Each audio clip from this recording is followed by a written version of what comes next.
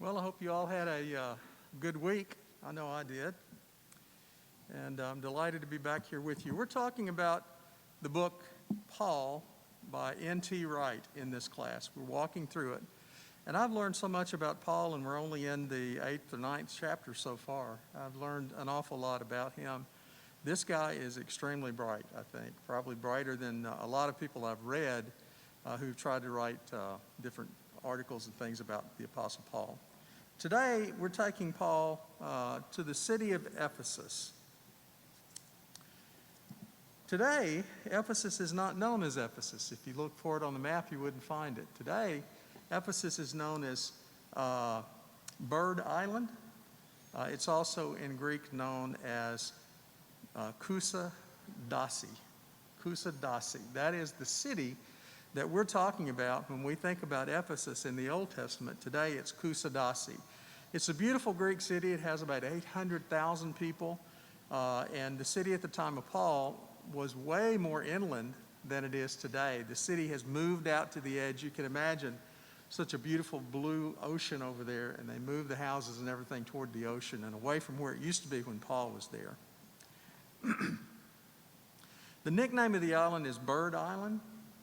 But there's two problems with that. It's not known for its birds. They're just normal birds there. They have no different birds than any other places over there in that whole geographical area. And also, it's not an island. It's part of a peninsula that is in Greece. So I don't know why it ever got the nickname Bird Island, but at least they tell me that's the way it is.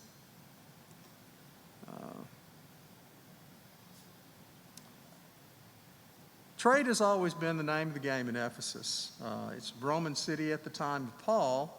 It was a thriving metropolis all the way back to about 120 BC up to the time of Paul. It was to this city that Paul came, and he stayed there about 2 years. And it's from here that Paul wrote Corinthians. So it's going to be confusing today. We're talking about things that happened in Ephesus. But really, we also have to talk a lot about what he heard and understood was happening in Corinth, because that was what was on his mind. As he traveled through the city of Ephesus, he was worried about Corinth.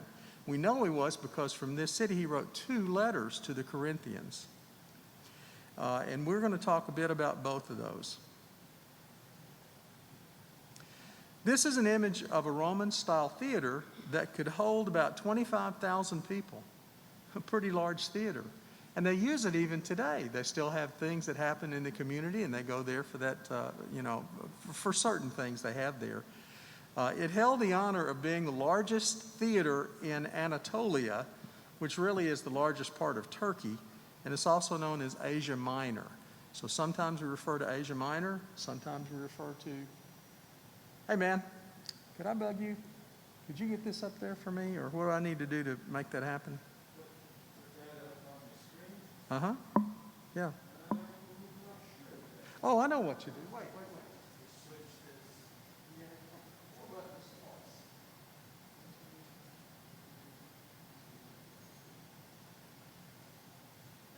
Yeah, it's up there. See if I can get it on the I'm not vying for your job, though, believe me. I tell you. You do a great job for us, honestly. So this is the theater that you would see if you come to Kadasi today. I'll back up and show you those other 2 slides about the city. This was the city here. You can kind of see how now all the buildings and everything are just going around the island, but very close to the ocean. They didn't used to be that way. In the Apostle Paul's time, you had to travel quite a bit inland to get to the city, on the other side of what we would know as Ephesus today. This is the Roman-style theater that's there. We know it's Roman-style, and I'll stress this again and again, because if you ever go to theaters over there, the Greek-style theaters don't end where the stage is. And you see how this one has seats all the way out to the end of the stage, because when people are sitting there, they're looking straight down at the stage. The Greek theaters didn't do that. They wrapped on around a little bit further. And so you can always tell a Roman one from a Greek theater. This is a Greek city, but it has a Roman theater, because Caesar was very involved. The Caesars have been always involved in activities that were happening in Greece. This theater held about 25,000 people. It's the largest theater in Anatolia, and it was used for all kinds of public venues, for speeches, concerts, sports events, gladiators, and the sort. Now also, in the 20th century, notable performers have been there. I noticed that Elton John, Julio Iglesias, and Ray Charles were just several of many who have performed in this theater. And the Apostle Paul and his group also played there too. We'll talk a bit about that coming up. There are many ancient buildings located there and ruins of ancient buildings. This one is called the Library of Celsus. And in its day, it held more than 125,000 scrolls. So if you wanted to see what anybody had to say about anything, you wouldn't open your computer and go to Yahoo and do a search. You'd get up, drive to Ephesus on your horse, and when you got there, then you'd go to this and look at the scrolls. This is what remains of the largest temple in the city, and actually, it's the largest building in the entire ancient world. Of all of the buildings and all of the ruins that you've seen of buildings, this one would have been the greatest. But this is all you see. They can find several foundation stones laying around, and then they found the remains of some of the pillars that the building was built upon. This is what the building would have looked like.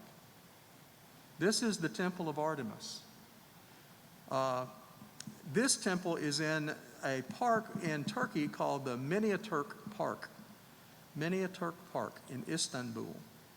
And you see a picture of a man there standing there, a little bit almost to scale, just to give you an idea of how tall the building was and how magnificent it was.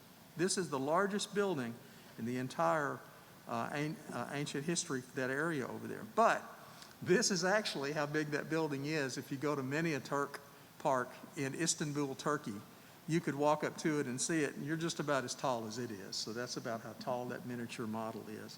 Nonetheless, it gives us an idea of what that temple would have looked like. If I showed you that temple and only those two columns that you saw built of all of those other column pieces that had been put together to make a column, you'd have no idea what it looked like.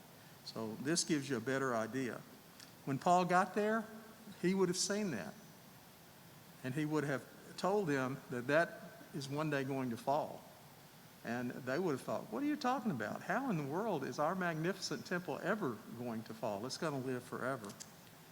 Well, Paul wrote, we don't want to keep you in doubt about the troubles that we had in Asia. And he wrote that in the letter to the Corinthians. We'll talk about some of those troubles that Paul had, but we know more about what he did because of the letter that he wrote to the Corinthians and the problems that they were having. We know about that, and also we know about what's happening there from the book of Acts. While Paul was at the time in Ephesus, when he wrote the Corinthians his first letter in 56, and he was clearly distressed about the events that were happening in there. If you read it, 1 Corinthians is gloomy. It is not one of bright, the sun shining brightly, clouds in the sky whisking over your head. It's a beautiful day. It's not that at all. He gets down. It's almost like he was depressed when he wrote that. And he was, because here he is in Ephesus, and he hears about all of these bad things that are happening over in Corinth. But it wasn't all bad.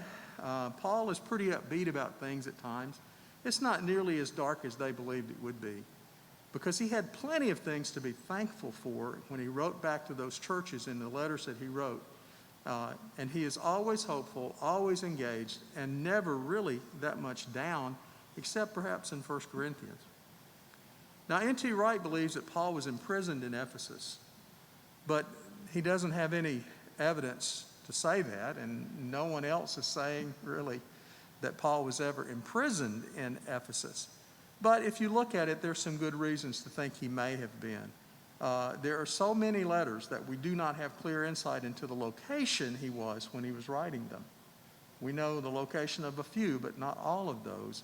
And the ones that are missing, there's some good reasons to believe that he may have written those while he was serving time in the prison in Ephesus. We don't have any of that in the Bible, though. That's mere speculation on N.T. Wright's part. But here is something that's not speculation. As he traveled and he got to Ephesus overland, he got there and he spent 2 years talking to them. We don't have an awful lot about what he said to them in the messages, but if he is true to form, if he does exactly what Paul has done all of his life when he preaches sermons, he would have done this. He would have started with Genesis. He would have told a little bit about what's happening in Genesis. Then he would move into Deuteronomy. Then he talks about Psalms, and he talks about King David at that point. After he talks about David, he talks about Isaiah, Jeremiah, and finishes with Ezekiel. All of that was to get him poised and ready to talk about the coming of Christ. That was his message. It's what he told the Thessalonians. It's what he told everybody in the cities that he went to pretty much. So it's a good reason to believe that he talked about Abraham. He talked about the Exodus, moving the people of God. He talked about David. He talked about the exile. And he ended up on a story of hope, which led him ultimately to give them the greatest hope, which was the Messiah. He always led up to the Messiah. And in Ephesians, he said, who loved me and gave himself for me. This is Paul's formula. And if he was true to form, he preached the same thing in Ephesus. Well, in Ephesus, he began to get notoriety. He began to become famous. He was raising people from the dead. He was healing people who obviously would have died if he hadn't been there. Handkerchiefs that touched Paul were able to heal people. His name was being spoken in awe. But some Jewish exorcists began using Paul's name, and they were also expelling demons in the name of Paul. Jesus' name was also being held in great honor because of Paul, but Paul was also being venerated as he went through that city. Things were going so good at one point that even the sorcerers and magicians were listening to Paul's message, and they brought their magic books and had a huge bonfire. That's how successful Paul was being at one point in time in Ephesus. But while he's there, things turn glum for him, as I mentioned, and he gets news of what's happening back in Corinth. Women, the Jews didn't like Paul's message, and they knew exactly what to say to the community. So the Jews started spreading rumors about the new group, and they would say things like, well, the women are taking the leadership role over the church there and what Paul is teaching. In Paul's group, the women are taking leadership roles. What's being taught there is beyond the rules of decency. It is not even decent for him to be teaching these things, because he talks about a new love, which probably meant incest. And who knows what kinds of sexual deviancy are in his concept of new love. Some have heard him say that they even eat of a dead man's body and they drink his blood. Can you imagine that? And they also have a Messiah who is raised from the dead. These people who were going around talking about what was happening in the Christian movement were really setting a tone of bad things for the Christian movement there. But the worst thing, they do not pay homage to any of our Greek gods. That was the one thing that was like, forget about the rest of it. They don't even pay homage to our wonderful Greek gods. Well, even though there were bad things happening in Ephesus, equally bad news had come to Paul's attention about what was happening back in Corinth. It seems to have fragmented into different groups. Some were saying, I am of Apollos. Others were saying, I am of Cephas, or Peter. And still others were saying, I am of Paul. And finally, some were saying, forget about Paul and Peter and Cephas and all the rest of those. Just forget about them. I am of Christ. Well, you can imagine Paul's dismay. He had no intention for there to be any discord in what he was preaching and what he was teaching when he was there. So Paul was doubtlessly worried about what was going on. He was so worried, in fact, that he wrote 1 Corinthians to help them understand that. Paul said to them, everything belongs to you.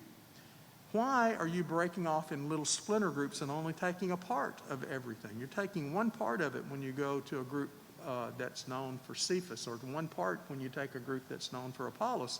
You're only taking a piece of it, but all of this together is yours, and you're fracturing yourself. And he said, all of these things are yours. You are in line right with the Messiah, and the Messiah is in line right with God. That's where you stand. You don't have all these other people in the line with you, or pieces and parts of those.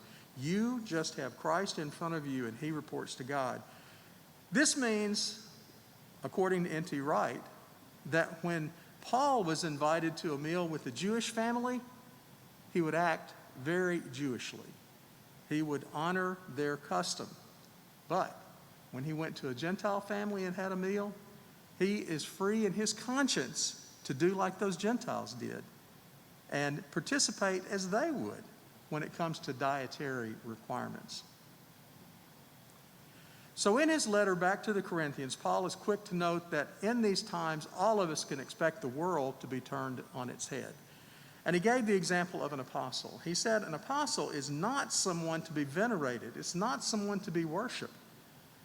Instead, according to Paul, apostles should be like prisoners who are being hauled away after a marauding group of invaders has smashed everything up and they're taking people back to their homeland.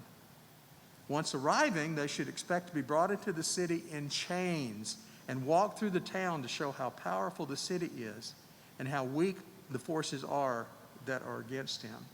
If you're an apostle, that's how you should be perceived. That's what should be happening for you. This is the picture you should have of the apostles, and that was not the picture that the Corinthians had, was it? They venerated them. They put them higher than everybody else, and they almost worshiped them. But just know that God's power is greater than this marauding band of thieves. It's even greater than the group that hung Jesus on the cross. A lot of people call religion foolish, but it's God's power for good. Paul carefully, in his message, when you read it, inserts a bit of symmetry between the Jewish hope and the Christian's hope. The Jews proclaim the truth of one God, right? But their Shema that they say every day of their lives, and even today, the Shema says, "Hear, O Israel, the Lord our God, the Lord is one." They start with us, and then they say, we have a Lord who is one. But the Christian Shema, which should be said every day by us, is there is one God, and we start with his name first, and then we work our way down to us. Our God, from whom all things are created, and we live by him and for him, and there's one Lord, Jesus the Messiah, and through him are all of us called, and we live through him. So this is what Wright calls his monotheism, or monotheistic, conditional monotheism. His letter to the Corinthians, written while he was in Ephesus, notes that we are free from the ruling powers that may be. We're free from the legalism that captured everybody in the old days. We're free of all of that. So he says, when we are with a group of Gentiles, we eat whatever they put in front of us, and we don't worry about those customs that we have. But if we're the Jews, we practice all the measures that they expect us to. So to the Greeks, he becomes Greekish, and to the Jews, he becomes Jewish. So what latitude does that grant us today when we meet with various people who are Gentiles, so to speak? Those who engage in activities that we would stay away from. Paul would say, if it helps me convert one person from that, then it's okay for me to act that way. That's what God would want us to do. That's nothing that has ever been taught to me, I think, as a member of the Church of Christ for, I won't tell you how many years, but quite a few. He reminds the Corinthians that they've just gone too far, that their communion services even have gotten off track. There were divisions in the brotherhood, even about how to partake in the Lord's Supper. To some, it had become a little more than a meal, right? To others, it became an opportunity just to get drunk. And Paul reminded them, and he's reminding us today, that we need to examine ourselves and make sure that we're taking the Lord's Supper in the right frame of mind. The chapters between 11 and 14 have some rhyme and reason to them. The problems are described very clearly in chapter 11, and then they're addressed in chapters 12, 13, and 14. He's going to talk about unity and fellowship. He's also going to talk about the corporate worship. But in the middle of all of that, he talks about love. First, it's apparent that some were given special abilities to heal and discern things more than they were able to do before. And Paul reminds them that these should not be causing division, and instead unifying the church. Second, Paul addresses what love is. Love flows from faith and hope. You have faith and hope, and then you have love. Now, of all of the things that I learned that were striking to me in this was this. We talk a bit here about the new eschatology. We've talked about how the kingdom of God is coming, but it's going to be here. It's not going to be in this nebulous place called heaven. It's going to be on the earth. If you think about it, right now, we have different gifts that are given, or they had different gifts that were given to them. There were gifts and benefits and services and so forth. But if you put these together, he says, now we know in part, then we will know completely. He is talking about eschatology here, like we've been talking about. We are in the now, and when the kingdom comes, it's going to be the future. The kingdom has already come, but when it comes back and gets established here, it's going to be in the future. So now we know in part, and we prophesy in part, meaning we don't know everything we need to know in part. In part means we don't know everything we need to know. We understand it slightly. But then, when the new kingdom comes, we will understand things completely. So I've always read this, and I've always wondered about the three things that remain. Why would three things remain? Two of them we don't need anymore. We don't need faith. We don't need hope, because when the new kingdom comes, we will not need those. We will have them, but we still need love. Three things remain. We can't understand things that we have now because we know in part. It takes faith today for us to know those things. We can't prophesy. We can't understand prophecy because it takes hope and faith to understand that, and it takes love. Well, when the new eschatology happens, faith and hope is just a given. We still are going to need love. I really have a new understanding of reading chapter 13 of 1 Corinthians after having gone through this when we think about it in eschatology. We have scant knowledge now, but then we'll know. We have some prophetic ability, but then we will not need prophecy anymore. We will know. Now we know in part. We don't have the full picture. But later we're going to see those things. We won't be seeing them like the reflections in a mirror. What we have now is imperfect, but then it'll be perfect.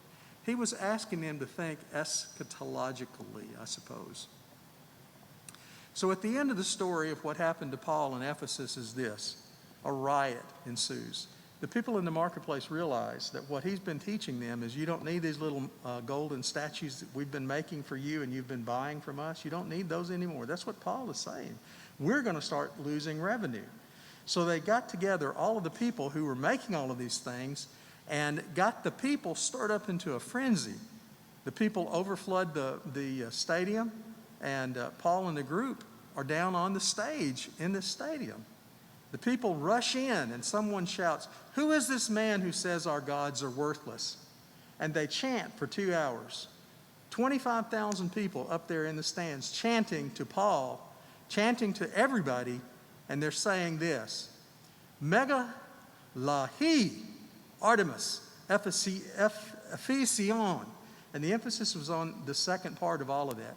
Mega lahi Artemis Ephesion. And they just said that over and over for a couple of hours. You can imagine that their voices were pretty sore as they went through that. Just like you and me, I'm sure the Apostle Paul wondered, has my life and my work that I've done for the Lord been in vain? He's having to flee Ephesus because the people have been stirred up against him. He would have wondered, how much more could I have done? Was it all for nothing? Paul listened to the crowd for some time before he slipped away. The group managed to escape through the set and walked away, and probably ran to the boats to get on them to get away from the people there. All the way, can't you just hear Paul saying in your mind, has it been for nothing, Lord? Is this what it turned into? It's very soon after this we know that Paul began to despair. He even says that he despaired of life itself. And to cheer him up, he gets thrown in prison. And we lose Paul for about 3 years. We don't know what he did after he left Ephesus. So he comes into the city. He has great success, but at the end, the people run him out of the city. Eventually, though, he does get back on track, and Christ's resurrection had much to do with his getting back on track. And Christ's resurrection can have that much to do with us too, when we feel burned out, tired, and weary of our loads. Well, those are the 26 slides that I wanted to go through with you today. Do any of you have any questions or comments or snotty remarks? No?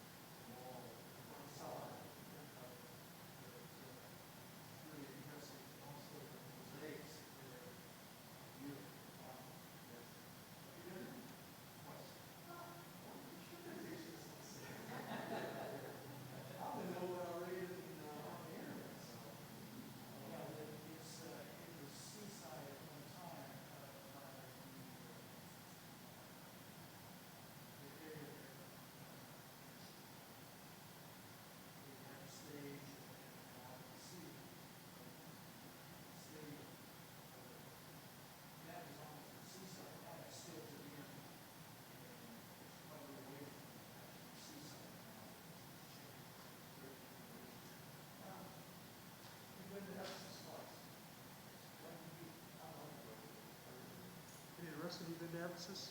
No? Well, I appreciate your kind attention. Nobody fell asleep, which was a wonderful thing. I've had to go knock people on the head before when they've fallen asleep in my class, but I really have enjoyed it. I have gotten so much out of this book. I've gotten so much a better understanding of Paul and just how he had ups and downs like we do, and how he stays on track. He stays on course all the way through all of his life. Well, thank you very much, and hope to see you again here next Sunday.